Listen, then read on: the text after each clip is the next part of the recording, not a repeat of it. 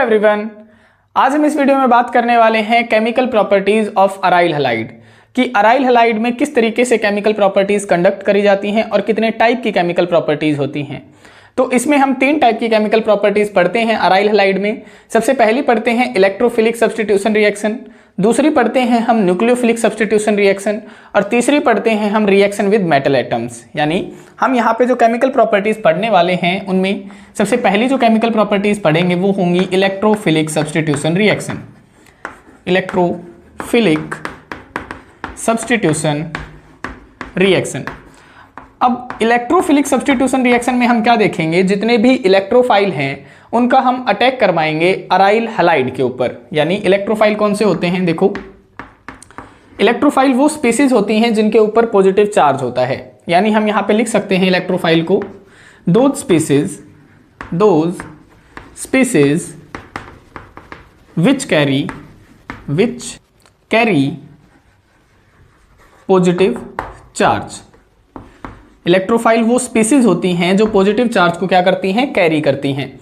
अब ऐसी कौन सी स्पीसीज होती हैं जो पॉजिटिव चार्ज को कैरी करती हैं, तो हम देखो यहाँ पे इस तरीके की हम स्पीसीज दिखेंगी। जैसे क्लोरीन के ऊपर मैंने पॉजिटिव चार्ज लगा दिया तो वो भी एक इलेक्ट्रोफाइल हो जाएगा। जैसे SO3H के ऊपर मैं पॉजिटिव चार्ज लगा दूं तो ये भी एक इलेक्ट्रोफाइल हो जाएगा। जैसे मैं NO2 के ऊपर पॉजिटिव चार्ज लगा दूं तो ये भी एक इलेक्ट्रोफाइल हो जाएगा। CH3 के ऊपर पॉजिटिव चार्ज लगा दूं तो ये भी एक इलेक्ट्रोफाइल हो जाएगा। या फिर CH3C डबल बॉन्ड O के ऊपर अगर मैं पॉजिटिव चार्ज लगा दूं तो ये भी क्या हो जाएगा, इलेक्ट्रोफाइल हो जाएगा।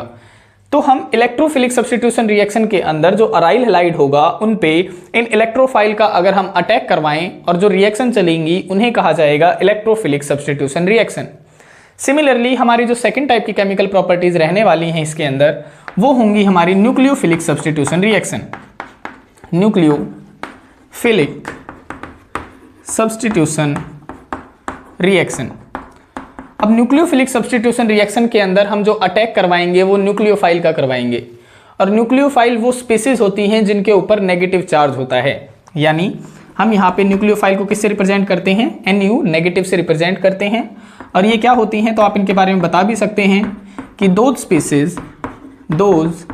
Species which carry negative charge, ये वो स्पीसीज होती हैं जो नेगेटिव चार्ज को क्या करती हैं, कैरी करती हैं। फॉर एग्जांपल जैसे Cl negative, NO2 negative, OH negative etcetera. यानी ये वो स्पीसीज हैं जिनके ऊपर क्या है, नेगेटिव चार्ज है।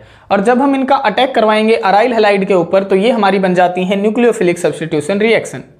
और जो इन केमिकल प्रॉपर्टीज के अंदर हम थर्ड टाइप की जो रिएक्शन पढ़ने वाले हैं वो पढ़ेंगे reaction with metal atoms. Reaction with metal atoms. अब मेटल्स कौन कौन से होने वाले हैं, देखो हमने जो chemical properties of alkyl halide पढ़ी थी उनमें जो लगभग हमने रिएक्शन पढ़ी थी इसमें वो सारी की सारी रिएक्शन लगभग सेम रहने वाली हैं। यानी हम इनके अंदर सोडियम मेटल का अटैक देखेंगे कि सोडियम का, या फिर मैग्नीशियम मेटल का, या फिर कॉपर मेटल का एटसेट्रा। इनके साथ में जो अराइल हैलाइड होते हैं वो किस तरीके से रिएक्शन करते हैं उनको हम देखने वाले हैं। ये है हमारा जनरल ओवरव्यू कि हम क्या क्या पढ़ने वाले हैं chemical properties of aryl halide में। तो सबसे पहले हम स्टार्ट करते हैं इलेक्ट्रोफिलिक सब्स्टिट्यूशन रिएक्शन कि ये किस तरीके से कंडक्ट कराई जाएंगी, किस तरीके से कैरी आउट कराई जाएंगी। तो सबसे पहली जो हमारी रिएक्शन होती है वो होती है halogenation reaction in aryl halide. यानी इलेक्ट्रोफिलिक सब्स्टिट्यूशन रिएक्शन के अंदर हम हेलोजन का अटैक करवाएंगे। तो हेलोजन में कौन कौन सा आ सकता है, जैसे Cl पॉजिटिव हो सकता है, F पॉजिटिव हो सकता है, या फिर Br पॉजिटिव हो सकता है।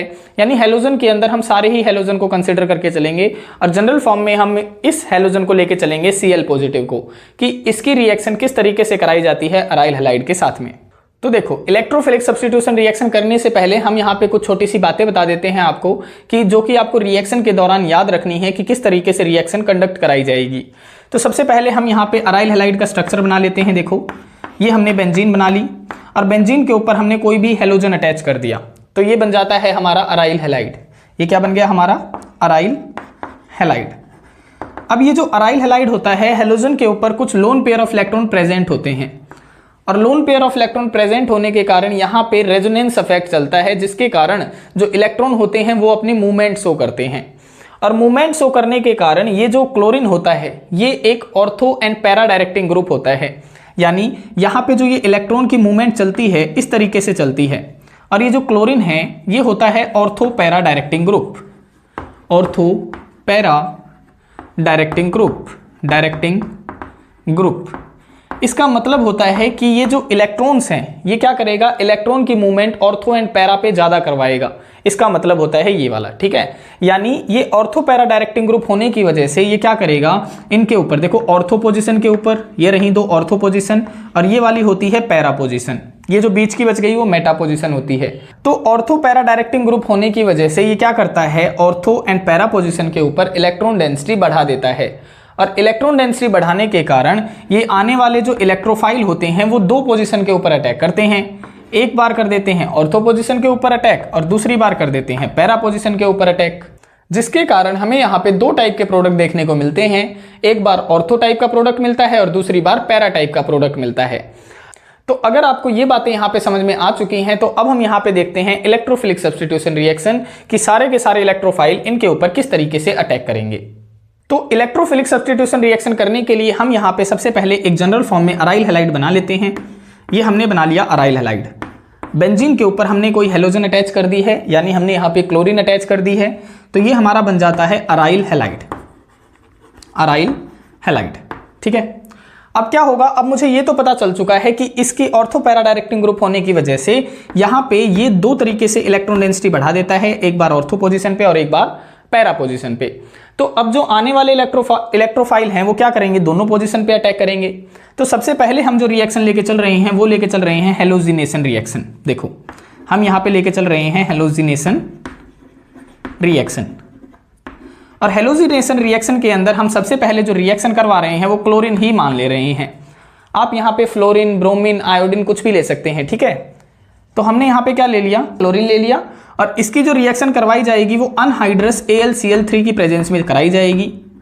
इसकी प्रेजेंस में क्या होगा, अब ये जो एक क्लोरीन है, क्लोरीन क्या करेगा, यहाँ पे एक दोनों के दोनों इलेक्ट्रॉन अपने साथ में लेके निकल जाएगा, और जब ये दोनों इलेक्ट्रॉन अपने साथ में लेके निकलेगा तो इसके ऊपर आ जाएगा नेगेटिव चार्ज और इसके ऊपर आ जाएगा पॉजिटिव चार्ज। अब ये जो इलेक्ट्रोफाइल बना है, जो पॉजिटिवली चार्ज स्पीसी बनी है, ये क्या करेगी, यहाँ पे अटैक कर देगी दोनों पोजीशन के ऊपर।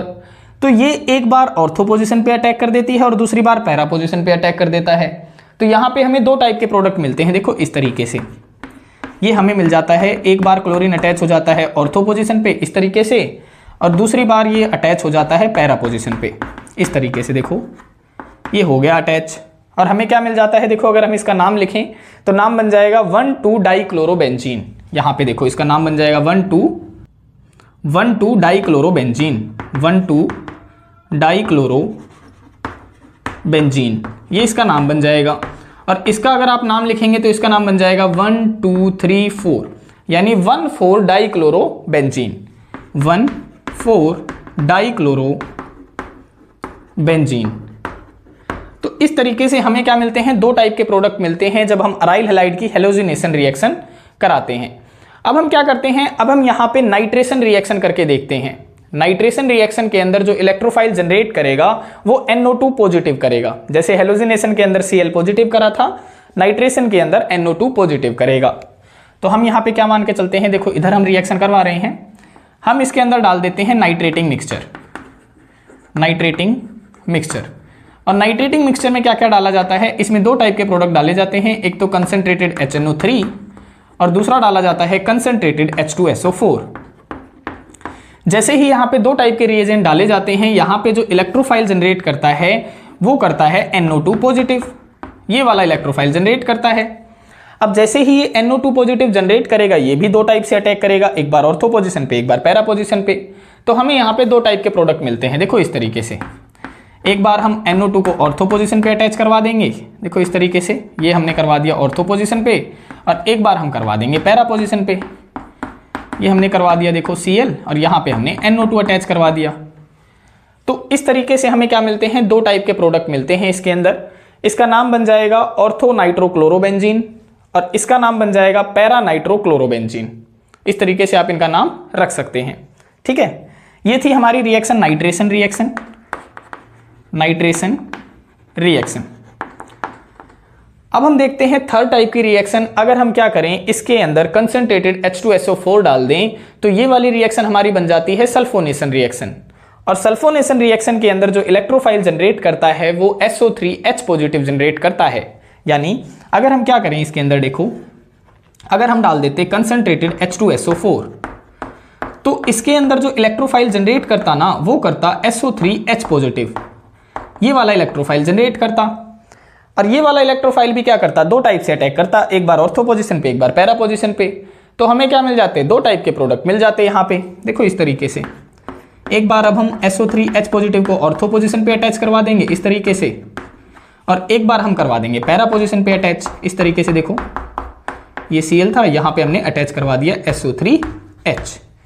इसका नाम बन जाएगा ऑर्थोक्लोरो बेंजीन सल्फोनिक एसिड, और इसका नाम बन जाएगा para chloro benzene sulphonic acid.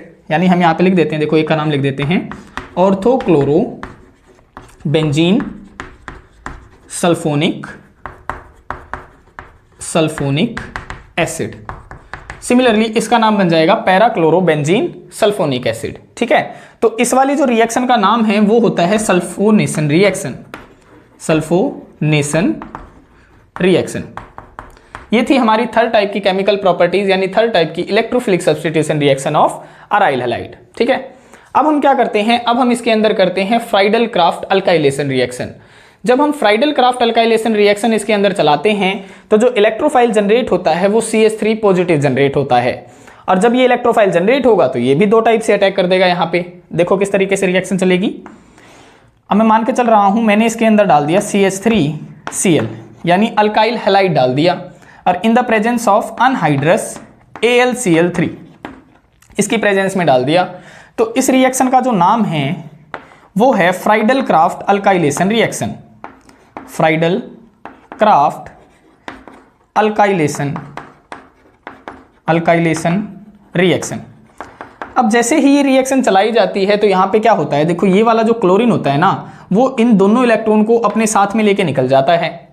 और जब दोनों इलेक्ट्रॉन इसके साथ में जाएंगे तो इस पे आ जाएगा नेगेटिव चार्ज और इस पे आ जाएगा पॉजिटिव चार्ज। अब जैसे ही ये इलेक्ट्रोफाइल जनरेट करता है ये दोनों टाइप से अटैक करता है, एक बार ऑर्थो पे और एक बार पैरा पे। तो हमें यहाँ पे फिर से दो टाइप के प्रोडक्ट देखने को मिलते हैं। देखो इस तरीके से, एक बार जो CH3 है वो अटैच कर जाएगा ऑर्थो पोजीशन पे इस तरीके से, और एक बार CH3 अटैच कर जाएगा पैरा पोजीशन पे। देखो इस तरीके से, ये Cl हो गया, ये CH3 अटैच कर दिया, ये बन गए हमारे। इसका नाम है, देखो इसका नाम है ऑर्थोक्लोरोटोलुइन और इसका नाम है पैराक्लोरोटोलुइन। देखो हम एक का नाम लिख देते हैं ऑर्थोक्लोरोटोलुइन, ये इसका नाम है, और इसका नाम है पैराक्लोरोटोलुइन, और इस रिएक्शन का नाम है Friedl craft alkylation reaction. Similarly अगर हम यहाँ पे क्या करते, हम इसमें रिएक्शन में चलाते फ्राइडल क्राफ्ट असाइलेशन रिएक्शन। तो जब हम फ्राइडल क्राफ्ट असाइलेशन रिएक्शन चलाते तो वहां पे जो इलेक्ट्रोफाइल जनरेट करता वो ये असाइल जो इलेक्ट्रोफाइल है वो जनरेट करता। तो जैसे ही ये जनरेट करता ये भी ऑर्थो एंड पैरा पोजीशन पे अटैक करवा देता। तो एक बार वो करने से पहले मैं एक बार इसे साफ कर देता हूं।